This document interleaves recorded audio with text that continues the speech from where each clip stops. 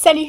Avant toute chose, je voudrais vous remercier pour tous les commentaires que vous m'avez laissés sous ma vidéo. J'ai testé du maquillage pour les peaux noires et j'ai adoré. Parce que je ne savais pas du tout comment ça allait se passer. Et ça s'est très bien passé. Autant les filles qui ont la peau blanche comme moi, qui m'ont dit « Ah ouais, mais c'est trop bien parce que moi du coup ça me donne envie d'aller chez eux ». Tout comme les filles qui ont la peau métisse à noir et qui m'ont dit « Ah mais Laurette, c'est trop bien et tout que t'aies fait cette vidéo, t'en refais d'autres quand tu veux, etc. » Rien que pour ça, je voudrais vous dire merci parce que franchement j'étais un peu flippée. Parce que personne ne le fait, parce que je crois qu'en fait personne n'ose le faire. Je pense que c'est un peu compliqué par moment de faire des choses et c'est dommage. Merci pour vos retours, ça m'a fait chaud au cœur. Bon alors aujourd'hui j'avais envie de vous faire à nouveau un anti-haul. J'aime bien ce genre de vidéo parce que ça change de d'habitude. Là aujourd'hui ça va être en fait non, ça je vais pas acheter pour telle raison, telle raison, telle raison. Je voudrais quand même dire que je n'ai absolument rien contre Urban Decay. Si vous me suivez vous le savez, je vous parle de temps en temps de cette marque que j'aime beaucoup. Et là pour le coup la pauvre, il y a 2 produits chez eux, j'en veux même pas quoi. Et on va donc en parler tout de suite. Donc effectivement chez eux, je n'ai pas du tout envie de tester la nouvelle version de la Naked. Alors c'est la Naked Reloaded. Alors elle est plus chère que ce que moi j'ai payé à l'époque pour celle-là. Apparemment les anciennes ont augmenté également. La première palette de Urban Decay, je l'ai, tout comme les autres d'ailleurs. Je suis une très grande fan de la Naked Heat. C'est moi qui l'ai achetée, elle m'a jamais été envoyée. C'est vrai que Urban Decay a sa réputation, une bonne, même très bonne réputation je dirais. Mais alors là pour le coup, la nouvelle version de la Naked 1, moi je suis pas du tout emballée, ben ça me donne pas envie, je trouve pas ça attrayant, je vois pas trop l'intérêt d'avoir fait une nouvelle édition. À la limite ils auraient fait cette édition là mais améliorée, c'est-à-dire qu'il y a toujours des choses à améliorer. Pourquoi pas? Je le redis, je vois pas trop l'intérêt, en plus on va pas se mentir, la nouvelle palette, les couleurs qui sont proposées, on les trouve chez tout le monde. C'est une palette qui coûte 47 €. Vous pouvez aller chez les marques concurrentes et trouver des palettes avec des fards similaires pour beaucoup moins cher. Bon au bout d'un moment les marques elles sont bien sympas, mais ni le packaging,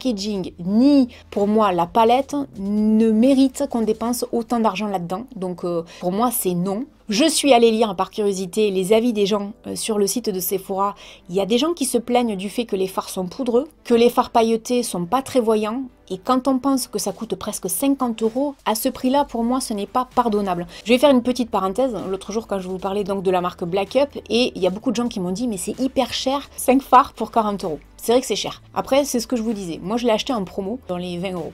Bon, c'est pas donné, on est d'accord. Maintenant, il ne faut pas oublier une chose qui, à mon avis, est importante. Black Up est fabriqué en France et en Italie. Ça va forcément avoir un certain coût. Alors je suis d'accord avec vous, le packaging est relativement basique, mais ça, il faut pas l'oublier. C'est-à-dire que c'est pas une marque qui fait fabriquer en Chine. Donc à un moment donné, c'est aussi bien par moment quand on peut, quand on a les moyens ou quand on le souhaite, de pouvoir acheter des palettes et soutenir des marques qui ne fabriquent pas forcément qu'en Chine, mais qui fabriquent par exemple chez nous, ou chez nos voisins italiens, ou chez nos voisins anglais, ou vous voyez ce que je veux dire? Ça c'était pour moi important de le redire. Maintenant, il est bien évident que quand on dépense 40 € dans une palette, 50 € peu importe, on s'attend à quelque chose qui tient la route. Tout comme ils ont sorti évidemment en collaboration avec la fameuse série Game of Thrones, je vais pas le dire comme il faut, série qui cartonne auprès de tout le monde, je l'ai jamais vue, peut-être qu'un jour j'y viendrai mais pour l'instant c'est pas le cas. Alors là c'est pareil, tout ce qui est collaboration comme ça avec des séries, avec des artistes, etc. moi ça me dérange pas, au contraire je trouve ça sympa. Si c'était une collaboration avec Sex and the City, je serais la première à y aller. Ça arrivera pas parce que c'est une vieille série, mais ce que je veux vous dire c'est que si on est fan de la série, je peux comprendre qu'on y trouve un certain attrait.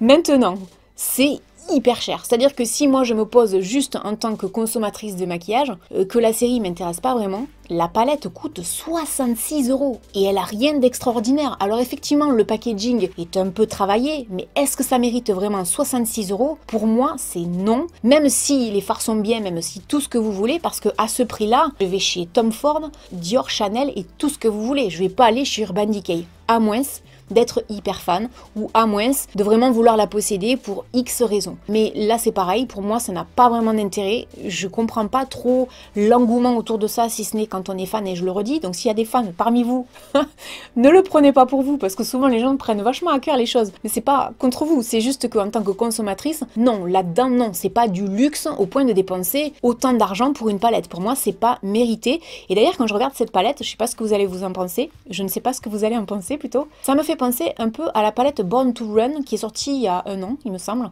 Alors c'est pas tout à fait la même palette, je suis d'accord, mais ça m'y fait penser et je me dis pour 20 € de moins, on peut avoir une palette avec plus de fards et quelque chose qui est plus ou moins correspondant et qui est moins cher et qui est plus sympa. En fait, si vous voulez, quand je regarde ces deux palettes, ben en fait, je m'ennuie. Si je devais acheter les deux, il y en aurait pour plus de 100 euros. Vous vous rendez compte? 100 euros pour deux palettes de maquillage, c'est excessivement cher. C'est pour ça qu'au début de la vidéo, je vous disais, j'ai absolument rien contre Urban Decay. Et la preuve, c'est que j'ai pas mal de produits de leur marque, que j'y crois à fond, que ce soit en termes de fard, en termes de crayon, en termes de rouge à lèvres. Je la connais, cette marque, pour la consommer. Mais là, non, là, ça va pas être possible, non.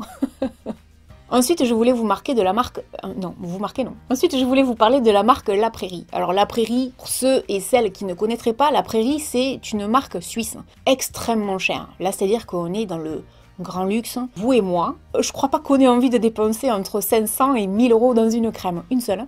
Le pot de 100 ml coûte 823 euros. Ouais, 823 euros. Là, je suis sûre et certaine qu'il y en a qui me regardent et qui doivent se dire, Laurette, alors c'est mon salaire, c'est mon loyer, c'est le crédit de ma maison, je sais pas. Quand je vois des montants comme ça sur de la cosmétique, je me dis, alors ça correspond à ça que je paye.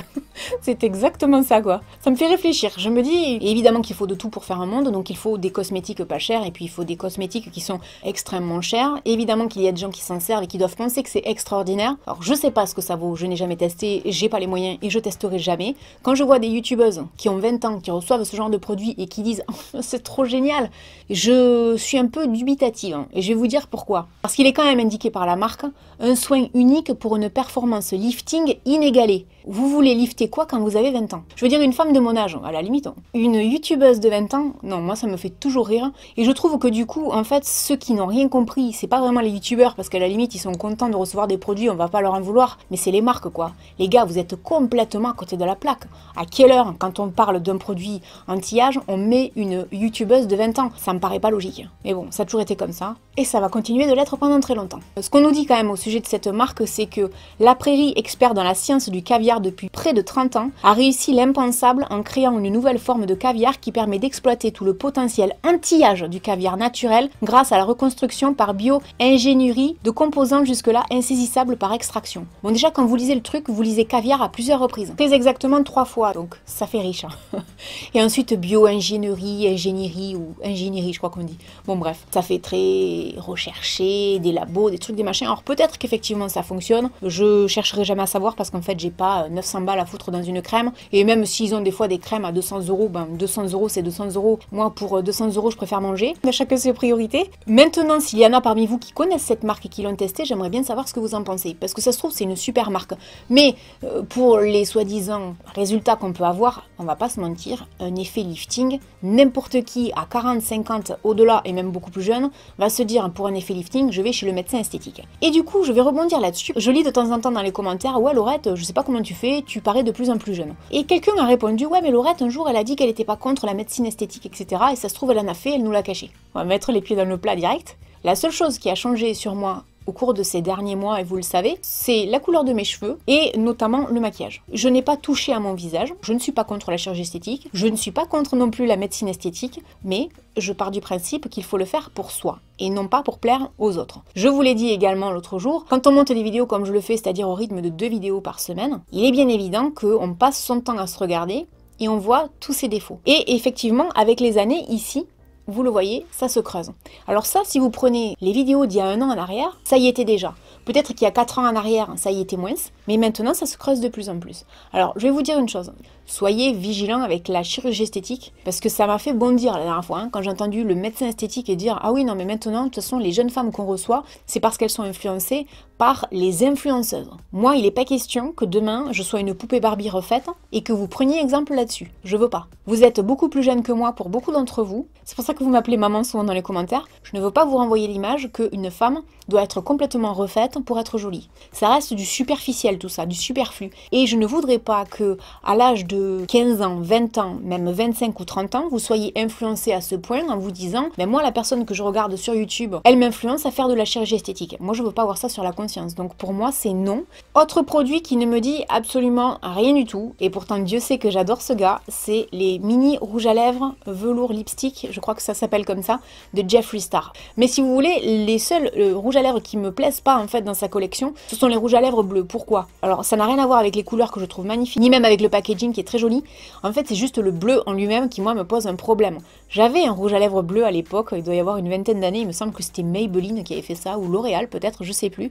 Et j'avais acheté un rouge à lèvres bleu. C'était très beau, hein, la couleur était magnifique.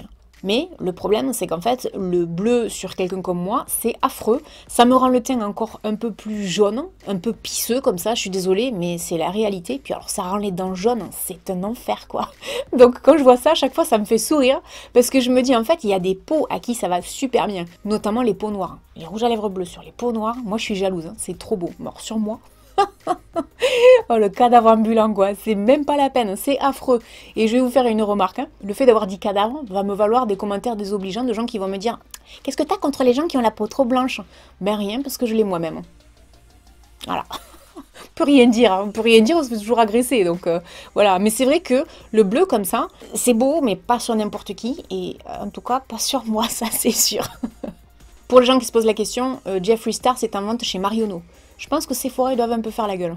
Et pour finir, je vais vous parler de fossiles magnétiques. Alors on a vu plein de revues qui étaient juste catastrophiques. J'ai regardé un petit peu ceux de Black Up également la dernière fois. Apparemment ça a l'air de marcher, mais ça dépend des marques en réalité. Alors il y a des marques pour qui c'est une catastrophe et quand on regarde les revues on est mort de rire parce que les gens ils mettent 3 heures à les placer, etc. Ça a l'air pas si simple que ça. Je trouve que c'est plus un gadget qu'autre chose.